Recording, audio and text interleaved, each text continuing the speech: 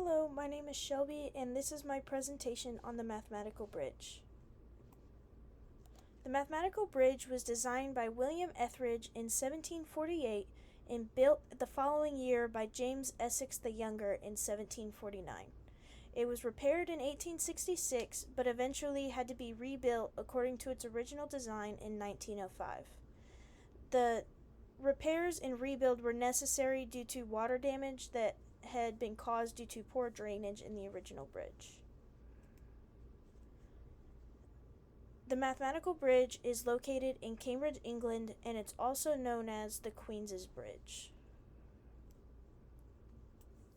This bridge is 50 feet and 8 inches long, and it is a wooden footbridge. It is held together by compression, which minimizes bending. The individual elements are held in a state of compression by the action of gravity on the entire structure. It requires strong balance and compressive forces to be able to maintain the springing of the arch. Wood is weak if bent, but strong if compressed, so this design takes advantage of the strength of the compression while minimizing the bending of the wood. The triangulation of the trusses make the bridge stiff without adding too much weight and also prevent any hinging at the joints. The sides of this bridge were never filled in to prevent damage that would have been caused by wind resistance, and each truss is tangent to a circle which has a radius of 32 feet.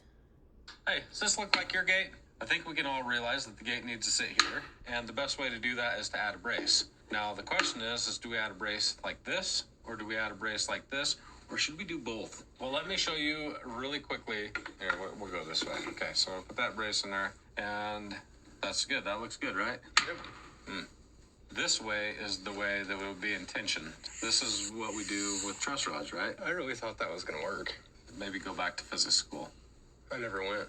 Oh, that explains a lot. So this is what we do with our chain link gates. This would be in tension, and so we would need something that could hold the tension as it's trying to pull it apart. And when you brace a gate this way, the only thing that's holding that tension is your fasteners. That's it.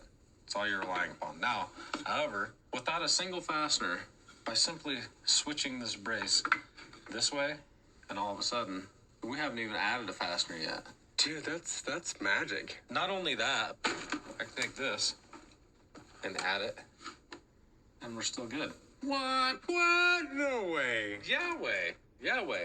So that is the difference between tension, which would be this direction, and compression. So if you're building a wood gate, this is the only thing you need to do. The other thing I will see people do is they'll put a middle horizontal in here, and they might run this one in tension and then this one in compression. And all that's doing is putting undue stress on this particular right here where these fasteners are and that middle rail is for no reason whatsoever. So since you did it, I want to try it. Well, that does work. I feel like there's a problem with that. No, I did exactly what you did. Mm-hmm. You told me to do compression. I did compression. Yeah, I agree. It's wrong. He still thinks he belongs on the show, but we'll get him corrected. Okay, thanks. They say it's wrong. I did exactly what you did. But we missed one thing. Can I see I see you have a square there. Can I borrow that? You are a square. So what we have here, we have an angle that is less than 45 degrees, right? Okay. So we could actually go all the way up to 45 degrees, and that still will do its purpose. Now, what you have over here... I have a compression brace. No, you have exceeded 45 degrees. You have a compression brace, but you've exceeded the 45-degree angle.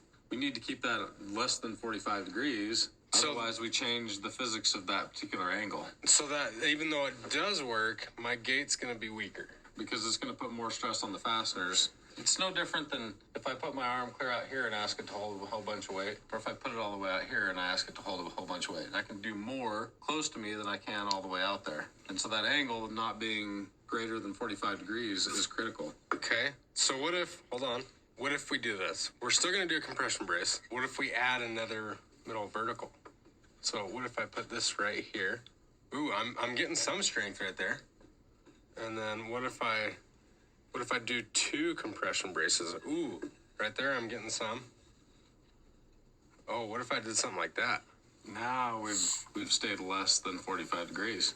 which is critical. So if I was doing a longer gate and I had to keep into consideration the 45-degree rule, this is what I would do. If you're going to do a longer gate. So, while this video did talk about a gate instead of the bridge, it demonstrates the strength of wood when it's in a compression state even without fasteners. So, if the mathematical bridge were to have been held together by tension, there would have been a lot more fasteners and undue stress, while the compression style that it's been built in needs far less fasteners and it utilizes the natural strength of the wood without putting any undue stress on it. The cultural impact of the mathematical bridge is that it has demonstrated the effectiveness of measurement and calculation and how that has revolutionized the way modern infrastructure can be designed. It is also serves as a symbol of the University of Cambridge. On our study abroad trip, we'll be visiting the University of Cambridge and we'll be able to walk across this amazing demonstration of physics and math. Some fun facts about the mathematical bridge is that the design was a triumph for the mid-18th century engineering. Also, it's said that a piece of timber from the side truss could be removed and replaced without disturbing any of the neighboring beams or dismantling the entire bridge altogether. However, this theory has never been tested. And here are my sources. Thank you.